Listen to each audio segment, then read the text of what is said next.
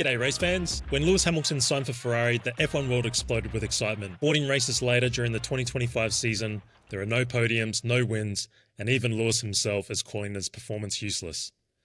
Mick, I know you're a massive Lewis Hamilton fan. You've followed him since the beginning of his career.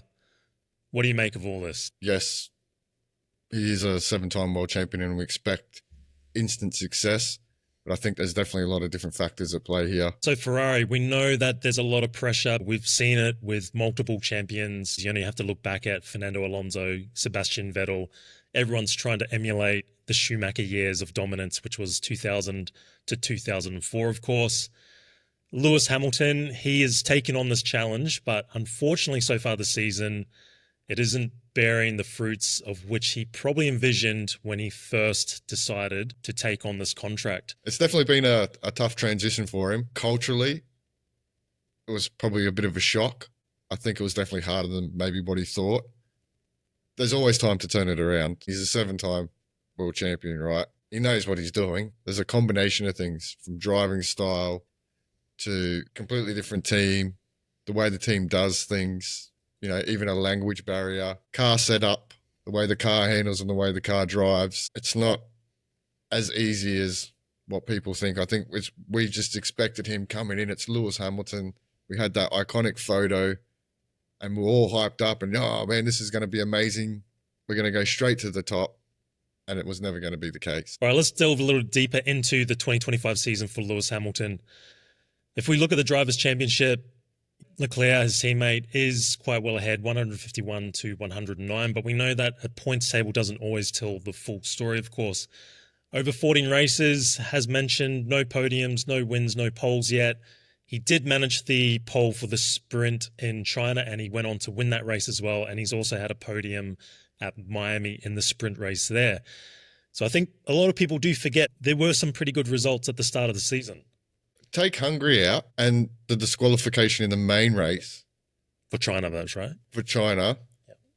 He still scored points in every round. I mean, okay, yes, he's not on top of the car, but he's doing his job, right? It just looks worse because his teammate is clinging up.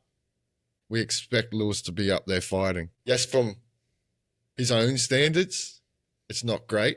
And then we saw the reaction in Hungary. We know that Ferrari has clearly a problem with the rear end and the ride height. There's also a lot of speculation about the ground effect error, whether that even suits Lewis Hamilton's driving style. Now, the counter argument would be there from some people would be like, well, come on, he's a great driver. He should be adaptable. Because you would think that after X amount of time, he should be on top of the current regulations, which has been in effect since 2022. Let's say you've been riding with your right hand for, 10, 11 years, right? And then all of a sudden you lose your right hand and then you have to try and write with your left hand. You're not going to be able to do it straight away, are you? It's going to take you time to figure out how to do it. That's just a stupid example, but... Yeah. And my only counter argument to that would be like, yeah, but everybody's in the same boat. Say, like, if you look at... Let's say Verstappen. Verstappen's been in Formula One since, 2015, came to Red Bull 2016. Why do you think someone like Max Verstappen has been able to adapt to the regulations better than, say, someone like Lewis Hamilton? Look, some drivers adapt better. We can even go back to Sebastian Vettel when he won his 4 world championships, right? And that Red Bull was running the blown diffuser. As soon as they took the blown diffuser away, Sebastian Vettel struggled. It's just... some drivers can adapt a lot better. We know Max Verstappen can get in anything and drive the wheels off it. For Lewis's driving style, he's more late on the brakes, sharp turning. That's the way he likes to drive the car, and that's the way he's liked to drive since his McLaren days. Then we come to a ground effect car where it's a little bit different. You can't just late brake and turn really sharp. These cars carry more momentum mid-corner, let's say. So probably a little bit more rolling speed, and they're very sensitive on the rear with sharp inputs. So then you throw on top of Mercedes, we're running a push rod front and rear suspension. It comes to a Ferrari, and Ferrari this year are running pull rod front and rear. Again, different. The way the car feels under braking, the way the car handles, the way the car turns, just the way the car reacts in general. He could probably jump back in the Mercedes and go, I'm all good. Yeah. I Feels remember natural. yeah. Whereas right now, the way the Ferrari set up, it just doesn't feel quite natural to him yet. Look at Carlos Sainz. It took him a long time to get the handle of that Williams over there, and a few other drivers as well. So it's definitely not just a matter of just jumping into a car and figuring it out straight away, that's for sure. We've followed Lewis Hamilton since the beginning of his career, and this is probably one of his biggest challenges. We know there was a massive one in 2021 in Abu Dhabi that really hit him pretty hard. This is the next big challenge for Hamilton, is to turn this around. Let's not forget, he is getting older. All athletes go through this at some point where they start to question their own abilities. Do you think he's at that point now, or do you think he's just frustrated with just how everything has gone up to this point? Yeah, I don't think he doubts his ability. Look at your trophy cabinet, man. You know what I mean? Like, you know what you're doing. It probably comes from more of a frustration. They've been told to lift and coast because of plank wear. The only way that car can be fast is when it's low to the ground. So I just think he's highly frustrated, and it's probably easier to put the blame on himself. You know, you're in a fresh team. You're in a team that's highly a team that's highly emotional. Right. So if you say the wrong thing, you're going to upset the people that you need to help you get back to where you want to go. Especially at the start of, this fresh career, right? He needs to tiptoe. And we're going into a part of the season that he's generally done better in throughout his career. The second half of the season, after the summer break, he's always been pretty strong. He's got his new engineer from Mercedes, Luca Diella, I think his name is. When he was at Mercedes, he had a lot to do with braking and engine management.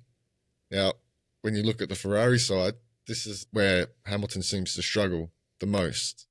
So he's slowly getting a team around him, and it's going to take even them a few races, because you've got to remember, these engineers are coming in. They've got to get used to the culture. They've got to get used to the way the team works as well. So it's not just, bring the engineer and it's going to change overnight. Even that's going to take time. So I think once all these things start to get into place. That's a really good point, because one thing that kind of irks me a lot, everything is always compared to Schumacher and what Schumacher did. Yeah. But let's not forget, Schumacher went to Ferrari in 1996. He didn't win his championship until the year 2000. People forget that it takes time. And not to mention, let's just also remember who's sitting next to him, Charles Leclerc. Come on, he's one of the quickest guys on the grid. Who did Schumacher have next to him in 96? Was it Irvine? Was it Irvine? 96, Schumacher came in with Eddie Irvine. So no disrespect to Eddie Irvine. I mean, he almost did win the championship, I think, in 1999, when I think it was Schumacher broke his leg that year, and they just missed out to Mick Hakkinen and the McLaren. Charles Leclerc is one of the fastest around. So he already has a teammate that has been with Ferrari, very comfortable in the team, although you could probably argue he's quite frustrated, or just as frustrated as Hamilton. I think there's some unfair comparisons of expectation on Lewis Hamilton to get the job done with a championship within one season. Yeah, and this is probably going to be a little bit controversial. Leclerc, right? His teammate, like you said, he's one of the fastest, but what's he had? 26, 27, whatever it is, however many poles, and he only converted 5 of them. So you could also say Charles has failed to deliver too, but he's been there longer. Or we could just say Ferrari's failed on their strategy calls, because there's been a lot of unlucky. That's what I mean. There's a lot of different factors on why he hasn't converted all of those, but some of those are his own doing as well. We've got 10 races left.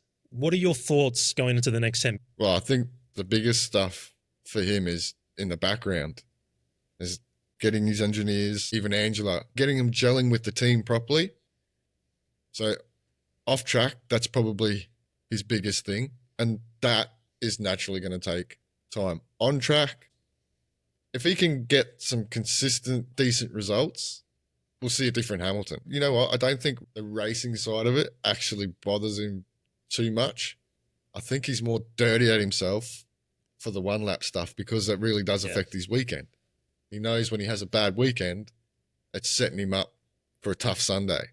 And the issue too is that's a massive comparison against your teammate as well. So if your teammate is, doing well, and naturally that would have hurt him a lot, seeing Charles get pole in the last time out, and then him, not being able to get into Q3 on back-to-back weekends as well. The difference between his bad and his good at the moment is so big, where before, in his heyday, his bad, you didn't even notice his bad because he was still finishing on the podium. All right, let's say he comes back from the summer break and the rest of the season just doesn't pan out very well in relation to his performance against his teammate. Do you think at any point he would think about stepping away from it all? No, I don't. I think he'll stay and see 2026 at least. I think the new regulation changes might suit him a little bit better this year. To be honest, just write it off. Don't worry about it. I mean, you're going to cop criticism every day of the week, no matter what. All these ex-drivers are coming out going, he's gone, he's past his use-by date, he's lost it, age has caught up with him. Don't worry about that, man. Just get yourself focused. You don't think age is a factor at the moment? It's just purely more of an adaptation to the car? Yeah, at the moment, yes. Yeah. Let's see how we go next season. Deep down, I think that's why he decided to go now to Ferrari, to give himself, because surely you would know. It's not going to be a cakewalk. It's not like you're walking into Brackley, everyone's speaking the same language. He knew it was going to be a big adjustment, and looking ahead to 2026, he needed to give himself that year. Yes, the results haven't been great compared to his standards, and that's why he's down on himself. But I think in the back of the mind, all of this is preparing himself for a good crack in 2026. It will be the pivotal point for his career. If it's a failure, he doesn't make, progress, then that potentially could be his last season. Yep. But if he's in the hunt, even if he loses out to Charles Leclerc, but let's say it's close, his race wins, I think he'll hang around because he'll back himself. My only worry is that if these substandard results continue through the remaining races this season and we don't see a lot of improvement into the beginning of next season, I think that's when the self-doubt will come. And unfortunately, there'll be more outside noise. It's going to be a very interesting watch over the next few months for Lewis Hamilton, and especially a Lewis Hamilton fan like yourself. Yeah, it's going to be a rough watch. But I have no doubt this year was all about prepping himself for a good crack next year. Like you said, if next year's a failure, then look, if he wants to walk away, is what it is, mate. You've got the numbers don't lie. Okay, yes, you took a hit for a couple of years to your legacy, but I'm like, man, look at your trophy cabinet. That's your legacy there. The numbers don't lie. You're still one of the best ever. Whether you're the GOAT or not, that's debatable. He hasn't gone backwards by going to Ferrari. No. It's still a step forward because he's beaten his old team. To be honest, did he go there thinking Ferrari could really win this year? When what we saw from Red Bull, I don't think McLaren were on the up. Not did a he constructors' really think championship, but I think he would have gone in thinking that there were definitely chances race for some wins. Race wins, Yeah, definitely. Yeah, definitely, and that's probably the frustrating part because he probably did think he was going to get some race wins, and who knows? We've still got 10 races to go. Anything can happen. It was interesting that you mentioned his legacy as well, because that is an interesting point. That is a bit of an issue for Lewis Hamilton, though, because I think in his own mind and his head, he's very much his brand and his legacy, I think, are extremely important to him. This is why he's a lot more down on himself, because I feel this affects him a lot more than, say, another driver. I think for Lewis, he wants that 8th title. He wants to sit at the pinnacle, which is natural. I understand that. You're equal championships with Michael Schumacher, and you do feel pretty hard done by with what happened in 2021. But I just hope, regardless what happens, the rest of the year, going to 2026, we see a happier Lewis Hamilton. That's all I want to see. I just want to see the guy with a smile on his face. If he can get a few podiums, a few wins, all the better for it. If he never wins a world championship for Ferrari, in my eyes, it doesn't affect his legacy, just like it didn't affect Alonso's legacy or Sebastian Vettel's legacy. It is what it is, right? It'll come.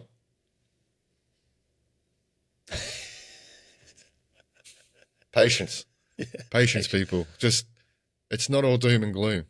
He's making it sound a lot worse than what it is because he has such high expectations on himself. That's it. 100%. Like I said, if he gets 3 or 4 back-to-back races with a solid performance, you'll see. He'll flip. Yeah. And we like to jump on people when they're down, right? You're only 6 months in. Chill out, brother. Like, relax, man. You're good. You're good. Don't worry. Yep. Just keep doing what you're doing. You know what you're doing. You've been here. You've done that. All right. Question for you and for the viewers. Do we see Lewis Hamilton on the podium this year? 10 races to go. Some good tracks that he's pretty decent on. Yeah, look, if he can get the car into the window where he's comfortable, I reckon we can. Because the car's improved. The car's definitely improved. It's quicker than it was at the start of the year. So the upgrades that they've brought have definitely made the car a lot more competitive. Why He's not? before. Like, this is the thing that people forget. Well, he hasn't China. been far off, man. What? He's had a couple of 4th places. Yeah. I think 3 P4s, I think, over the season. So he's not A little far bit of off. luck. Yeah, a little bit of luck. So you just think this is purely just a slump, low on confidence, just needs to adapt better to the car, and he'll be back for 2026. Yep. Well, you've heard it here. Lewis Hamilton fan Mick might even throw up some pictures of him when he first met Lewis Hamilton back in 2012, looking like a 15-year-old girl at a, oh God, I don't know, what do you listen to these days? I have no idea. But anyway, you'll get the drift if I do post it.